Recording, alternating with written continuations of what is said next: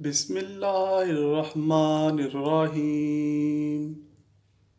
اللہ پاک نے جب سے حضرت جبرائیل علیہ السلام کی تخلیق فرمائی ہے، تب سے ہی یہ بات تحقیق سے ثابت شدہ ہے کہ آپ سے انتہائی اہم کام لیے گئے۔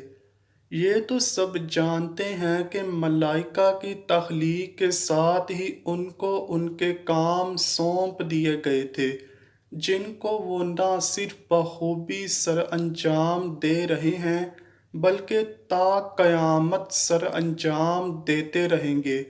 یہ اللہ تعالیٰ کی ایسی گناہوں سے معصوم مخلوق ہے جو ان گنت ہے اور ان کا شمار ناممکن ہے۔ ان کی باقی تمام خصوصیات کے علاوہ ایک اہم ترین خصوصیت یہ بھی ہے کہ یہ ضرورت کے وقت خود کو حالت بشری میں ڈال سکتے ہیں، یا یوں کہہ لیں کہ جب اللہ عز و جل کی منشا ہو تو وہ ملائکہ کو انسانوں کی صورت میں دنیا میں بھیج دیتا ہے، جیسا کہ بارہا احادیث و روایات سے یہ بات ثابت شدہ ہے کہ جہاں تک حضرت جبرائیل علیہ السلام کی بات ہے تو آپ کو اللہ نے باقی فرشتوں سے ہٹ کر اپنے قرب خاص میں جگہ عطا فرمائی اور اہم ترین کاموں کے سر انجام دینے، مثلاً انبیاء و مرسلین تک پیغام رسانی اور عذابوں کے نزول میں بھی آپ کا اہم کردار ہے۔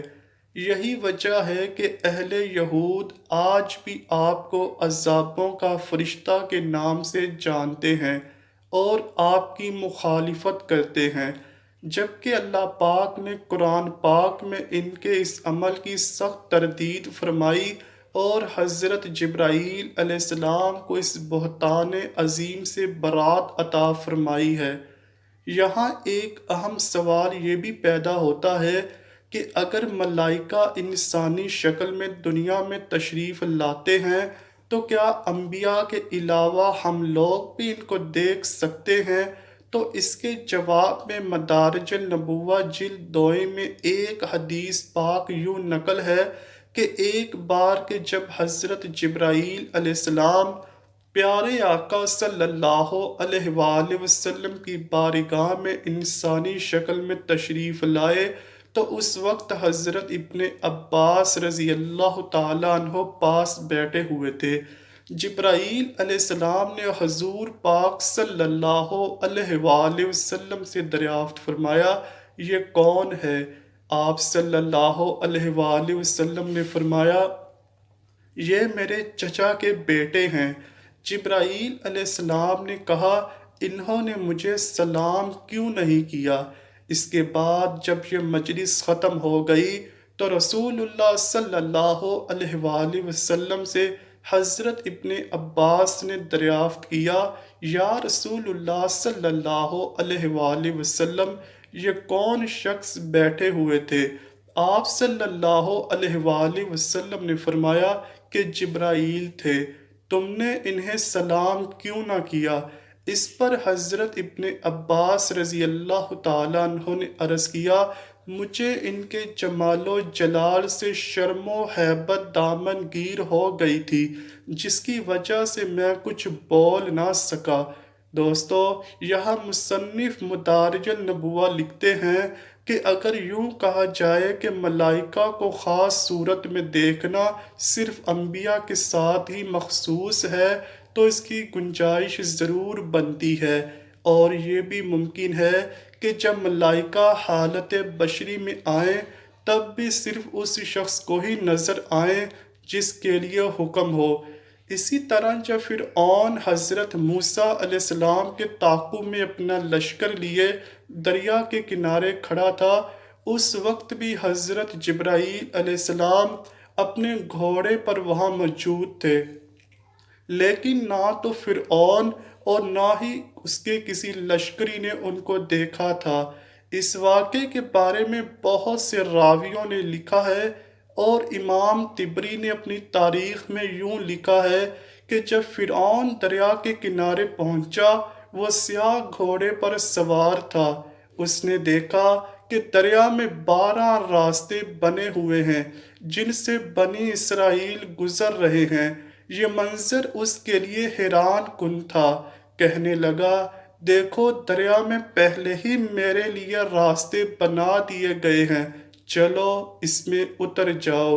اس کی قوم نے اترنے سے انکار کر دیا اور کہا، بادشاہ سلامت، پہلے آپ اتریں۔ یوں فرعون نے دریا میں اترنے کے لیے اپنے گھوڑے کو ایڑ لگائی، مگر گھوڑے نے آگے بڑھنے سے انکار کر دیا۔ فرعون نے لاکھ کوشش کی مگر وہ آگے نہ بڑھا۔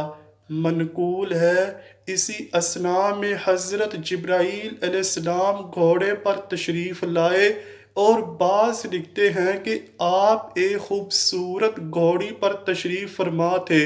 فرعون یا اس کے لشکر میں سے کوئی بھی آپ کو نہ دیکھ سکا۔ آپ نے اپنی گھوڑی کو فرعون کے گھوڑے کے پاس سے گزارتے ہوئے دریا میں اتار دیا۔ جیسے ہی گھوڑی گزرتے ہوئے گھوڑے کے پاس سے گزری تو اس کی خوشبو پاتے ہی گھوڑا دریا کی طرف بڑھنے لگا۔ اب جو فرعون نے یہ کیفیت دیکھی تو اس پر ہیبت طاری ہونے لگی اور کوشش کرنے لگا کہ گھوڑا پانی میں نہ جائے، لیکن اس کی کوشش کے باوجود گھوڑا پانی میں داخل ہو گیا۔ فرعون کو پانی میں اترتے دیکھ کر قوم بھی اس کے پیچھے پیچھے پانی میں اتر گئی۔ ناظرین، اب ذرا تدبیر الہی پر غور فرمائیں۔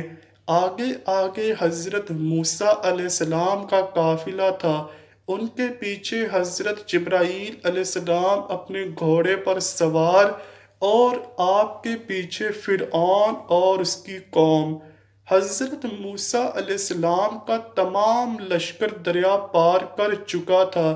جیسے ہی فرعون اپنے پہلے لشکر کے ساتھ باہر نکلنے کے قریب تھا تو اس کی خوشی کا ٹھکانہ نہ تھا، مگر قسمت کو کچھ اور ہی منظور تھا۔ حکم الہی ہوا تو سمندر کا پانی فوراً حرکت میں آ گیا۔ جیسے ہی فرعون نے پانی کو اپنی طرف بڑھتے ہوئے دیکھا تو بلند آواز سے کہنے لگا، میں اس بات پر ایمان لایا کہ خدا کے سوا کوئی معبود نہیں، اس خدا پر جس پر بنی اسرائیل والے ایمان لائے، اور میں بھی فرما برداروں میں شامل ہوتا ہوں۔ اسی وقت حضرت جبرائیل علیہ السلام نے کیچڑ اٹھایا اور اس کے منہ میں دھنسا دیا، جس سے اس کی آواز بند ہو گئی۔ اسی اثناء میں اللہ تعالیٰ کے حکم سے حضرت میکائیل علیہ السلام حاضر ہوئے، جو اسے آر دلاتے ہوئے کہنے لگے، اب ایمان لاتا ہے، حالانکہ پہلے نافرمانی کرتا تھا اور بڑے مفسدوں میں سے تھا۔ امام طبری آگے ایک حدیث پاک کے حوالے سے بیان کرتے ہیں کہ ایک مرتبہ حضرت جبرائیل علیہ السلام نے رسول اللہ صلی اللہ علیہ وآلہ وسلم سے عرض کیا، اے محمد صلی اللہ علیہ وآلہ وسلم، مجھے 2 شخصوں سے جتنی نفرت ہوئی اتنی کسی اور سے نہیں ہوئی۔ ایک جنوں میں سے ابلیس کہ جب اس نے آدم علیہ السلام کو سجدہ کرنے سے انکار کر دیا تھا، اور دوسرا انسانوں میں سے فرعون کہ جس نے یہ دعویٰ کیا تھا کہ میں تمہارا سب سے بڑا رب ہوں۔ یا رسول اللہ صلی اللہ علیہ وآلہ وسلم، کاش آپ اس وقت مجھے دیکھ لیتے جب میں فرعون کے منہ میں کیچڑ ڈال رہا تھا کہ کہیں وہ کلمہ نہ پڑھ لے اور اللہ تعالیٰ کا اس پر رحم نہ آ جائے۔ چنانچہ فرعون کے اس ایمان لانے کے واقعے کو اللہ پاک نے اپنے کلام پاک میں کچھ یوں ارشاد فرمایا، اور ہم بنی اسرائیل کو سمندر سے گزار لے گئے، پھر فرعون اور اس کا لشکر ظلم اور زیادتی کی غرض سے ان کے پیچھے چلے، حتیٰ کہ جب فرعون ڈوبنے لگا تو بول اٹھا، میں نے مان لیا اس معبود برحق کو کہ اس کے سوا کوئی نہیں ہے، جس پر بنو اسرائیل ایمان لائے، اور میں بھی سر اطاعت جھکا دینے والوں میں سے ہوں۔ پھر سورہ یونس کی ہی اگلی 2 آیتوں میں کچھ یوں ارشاد ہوا، جواب دیا گیا، اب ایمان لاتا ہے، حالانکہ اس سے پہلے تک تو نافرمانی کرتا رہا اور فساد برپا کرنے والوں میں سے تھا۔ اب تو ہم صرف تیری لاش ہی کو بچائیں گے تاکہ تو بعد کی نسلوں کے لیے نشان عبرت بنے۔ اگرچہ بہت سے انسان ایسے ہیں جو ہماری نشانیوں سے غفلت برتتے ہیں۔ دوستو، بے شک ظالم کے ظلم کا خاتمہ ہو کر ہی رہتا ہے۔ بعض مفسرین کا کہنا ہے کہ اگر فرعون یہ الفاظ دریا میں داخل ہونے سے پہلے ہی کہہ دیتا تو گمان ہے کہ اللہ عز و جل اپنی رحمت سے اسے معاف فرما دیتا، مگر وہ تو موت کو سامنے دیکھ کر معبود برحق کا اعلان کر رہا تھا، جبکہ اس وقت ایمان لانا بیکار ہے۔ یوں حضرت جبرائیل علیہ السلام نے فرعون کی غرقابی میں بھی اہم کردار ادا کیا۔ بنی اسرائیل جو کہ پہلے ہی قوم عاد و ثمود کے واقعات سن چکے تھے اور ان واقعات میں حضرت جبرائیل علیہ السلام کا کردار بھی ان کے علم میں تھا، تو حضرت موسیٰ علیہ السلام کے وصال کے بعد جو وقت گزرتا گیا، یہود میں یہ شیطانی نظریہ جنم لینا شروع ہو گیا کہ جبرائیل علیہ السلام تو ہمارے دشمن ہیں اور میکائیل علیہ السلام ہمارے دوست ہیں۔ معاذ اللہ۔ دعا ہے اللہ پاک ہمیں دین کی صحیح سمجھ عطا فرمائے، آمین یا رب العالمین۔ امید کرتا ہوں کہ آپ کو ویڈیو ضرور پسند آئی ہوگی۔ اگر ویڈیو پسند آئی ہے تو ویڈیو کو لائک کیجئے، شیئر کیجئے اور چینل کو لازمی سبسکرائب کیجئے۔ کمنٹ سیکشن میں اپنی رائے کا اظہار بھی ضرور کیجئے گا۔ ملتے ہیں اگلی ویڈیو میں، تب تک کے لیے اللہ حافظ۔